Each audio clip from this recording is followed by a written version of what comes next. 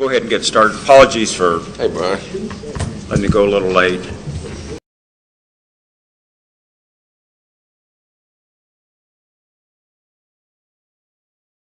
Welcome, Ms. Kuchera.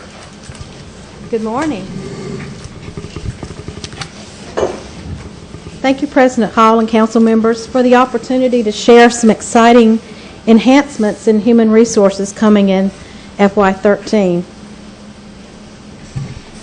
The first enhancement I'd like to talk to you today about is the creation of an employee training academy.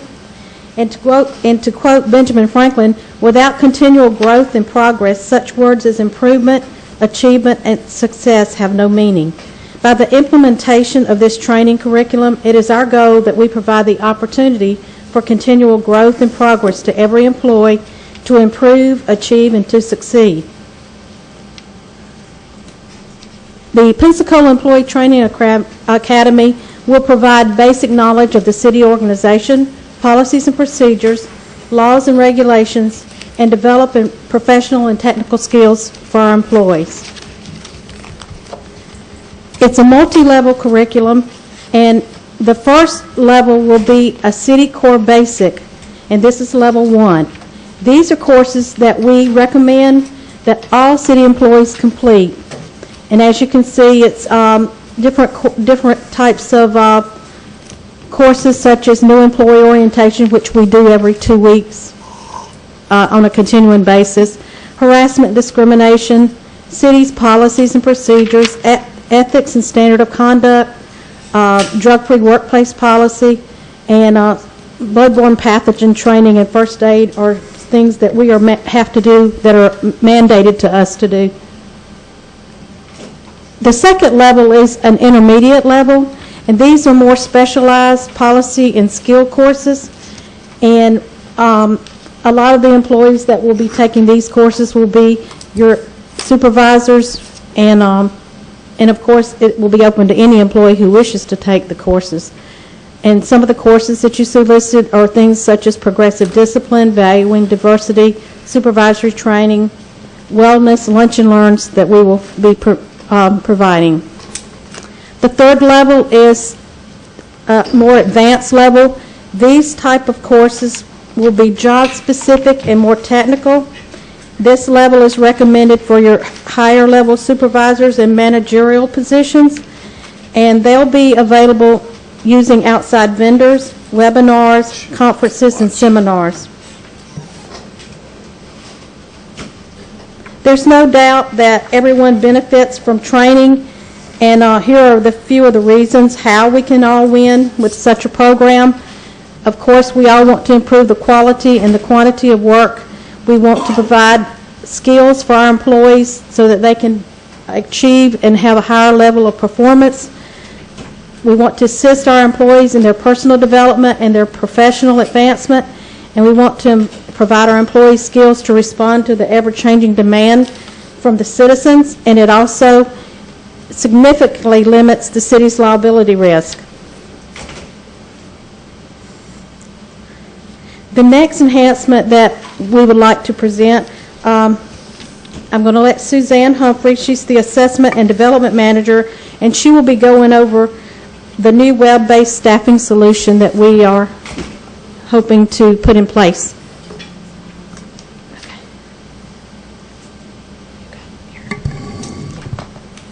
Thank you very much. I wanted to talk with you about Neo Gov, which is our new workforce staffing solution.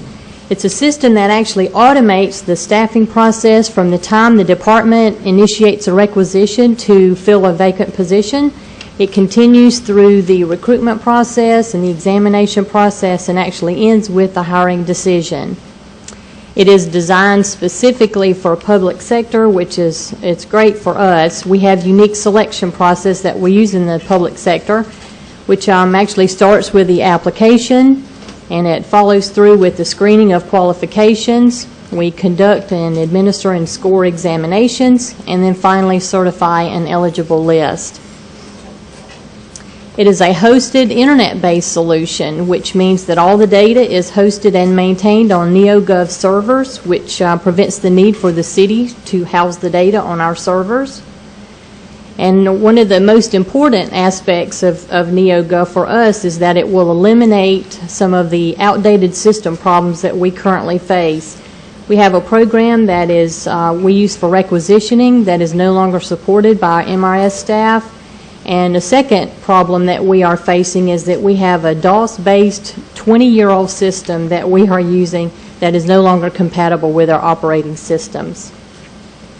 And it's easy access for users. The fact that it's web-based makes it very easy for both our internal and external customers to use. There are lots of benefits for this program, and we are excited about those. The first of which is it allows applicants to apply online. They'll complete an electronic application, which means no paper copies. It also allows applicants to sign into their account, and they can check their status of their application as it moves through the selection process. It allows for electronic notifications to be made, which is great. Applicants will receive notices from us via email rather than snail mail, which obviously saves us time and money.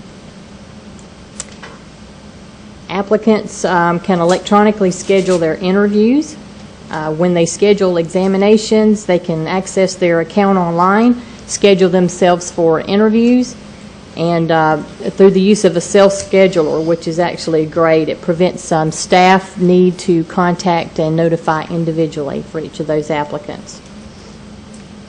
It automates the process of initial screening of qualifications. One of the things we do after we've accepted an application is we are responsible for screening that applicant to make sure that they meet the qualifications for the position. And this allows our subject matter experts to sign on to an account, review those applications electronically without the need for printing those paper copies. It provides for examination scoring and statistical analyses, which is great. Neo Gov provides the capability of machine scoring exams and providing statistical reports based on those exams. Eligible lists are certified electronically, again eliminating the need for paper copies. And lastly, the appointing authorities can actually make selections and generate letters from the system to the applicants automatically. And that's an overview of Neo Gov, and we are excited definitely about this program, the problems that it's going to correct for us, and especially the added value and customer service that it will provide for both our internal and external customers. Other than the electronic process, do you have another process where you announce positions or maybe newspaper or anything of that nature? Do you mean regarding advertising, Mr. Townsend? Either trying to fill a position. Yes, sir. We'll continue the same process of advertising in the News Journal, and we typically use the Independent Voice. We post them on our website and also use other websites as needed for professional positions. This is just another means of how you do it. Yes, sir. This is more of an applicant tracking and actually a process that will automate our system from beginning to end, which we do not have now. Thank you. Thank you. Yes, ma'am. Is there a network of NeoGov users that you'll be able to pull from, or is it, I mean, this kind of bypasses the whole idea of consolidating services even, because it's all automated and it's a completely separate function. It's a great process. There are a lot of users. It's actually the #1 public sector applicant tracking system. And there are a lot of users in Florida, have colleagues in Escambia County and Okaloosa County that are users, and they highly recommended this. I love the paperless concept. We need to be paperless.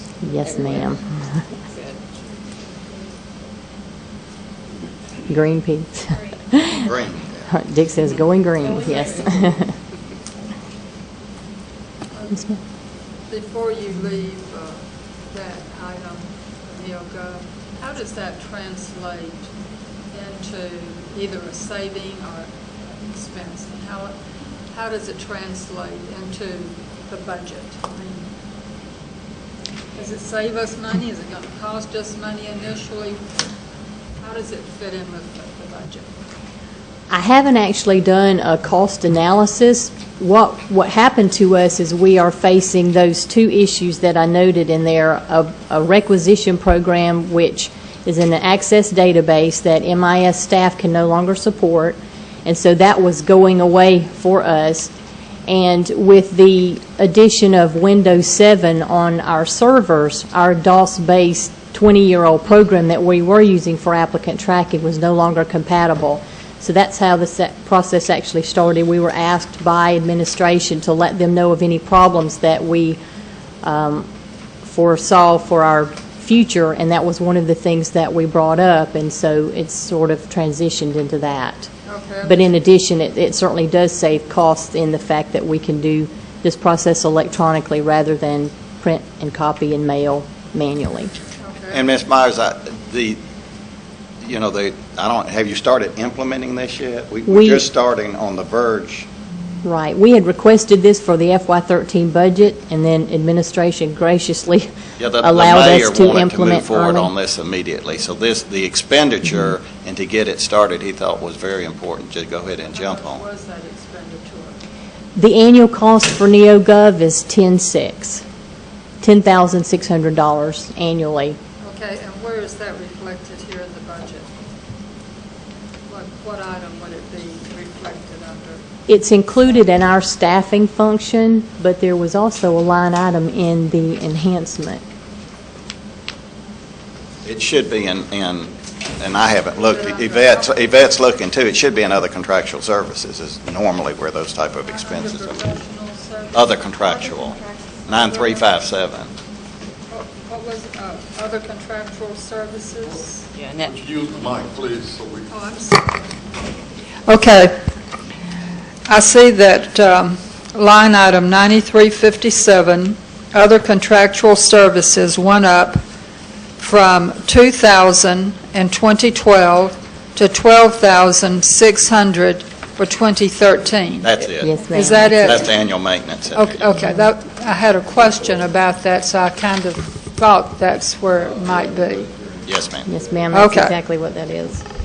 So next to that line, I'm going to put Neo Gov. Yes, ma'am. I know that's not all of it, but anyway, that's part of it. That's the majority Primarily. of that. Yes. Okay, thank you. And I had one final question on page 160, your program costs, the general fund portion. This is zeroed out, the first parts, and that's just new descriptions because you've done away with civil service. That's correct. All right. That's reorganization. And so there's really, the page 160, it's just when we switch from civil service, that the lines are all zeroed out for the proposed budget, and it's new descriptions, but it's almost a wash within a couple $1,000s, it looks like, Right. of function is still the same cost. It's just a That's different correct. name. The civil service used to have a tab, and it was combined with human resources. Right. Yes, ma'am. Thank you. May I ask about the additional training program? I like the idea of getting everybody trained. I see that training goes up about $15,000. That'll be billed back to the departments for all of their employees who get trained. The initial training of the $15,000 that's in the employee service or human resources budget, if there's any excess of that, it will be billed back. Otherwise, they will bill back the necessary. Those are the beginning costs to get the trainer in and that type of thing. Okay.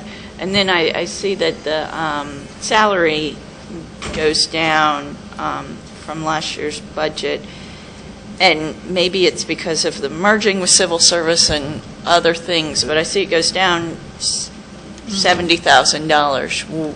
What happened? Right. I'll let Sherrer explain. Okay. Yes, it does. Because we have one less position, we combine positions and we reorganize, so we save the money through that. And so we've reduced people, and now we're adding this training. Who's getting training? I mean, that's a lot of work for one person to do. Who's getting that dumped on them? You are. Well, we will collectively be training, and we do have, since we have a contract with Landrum, who provide, extra personal services to us.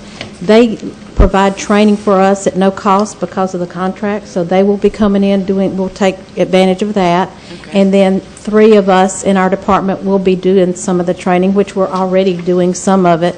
And then we're going to have outside vendors to come in and do some of it.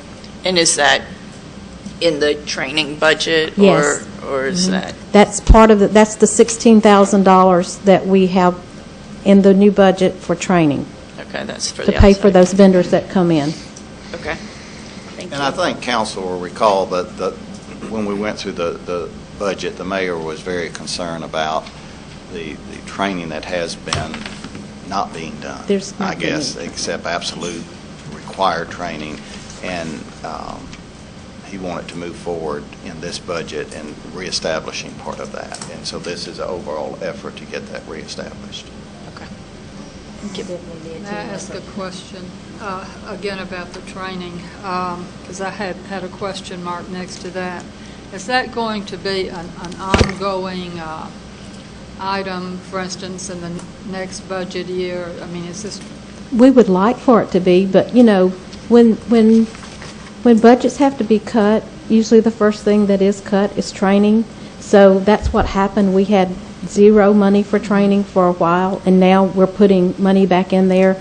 The mayor's trying to be proactive. He knows that we need to put this back in our budget. So we're starting at this point, and hopefully we can keep it in there from year to year. Well, I do think it's a good item, and I do know that Landrum, for instance, gives excellent training, so that's a benefit we get from them when we contract with them, is the benefit of some really good training. So, okay. I was just wondering if that's something, hopefully, we're going to continue. The mayor's goal is that it is to continue in the budget. Okay. Okay. Thank you. Thank you.